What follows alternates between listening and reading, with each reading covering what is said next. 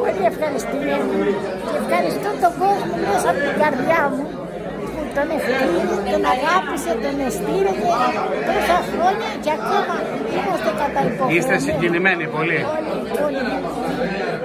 Τους ευχαριστώ πάρα πολύ. Σας ευχαρίστησε και δημόσιο ο Δήμαρχος. Ναι. Είπε ότι τη νίκη τη χαρίζω πρώτα στη μητέρα μου.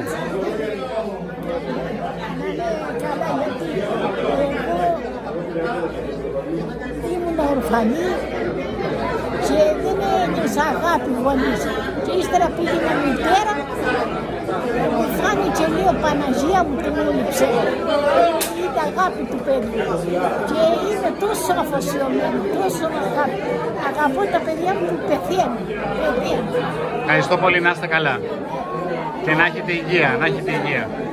Και ο κόσμος όλος, δεν θέλω κατσία, γιατί η κατσία είναι κακό πράγμα. Εδώ αγάπη δίνεις, αγάπη παίρνεις. Σας ευχαριστώ πολύ. Εδώ μπορείς να αφήσεις την καλοσύνη και να πάρεις την αγάπη του κόσμου να αφήσεις. Αυτά είναι τα πλέον.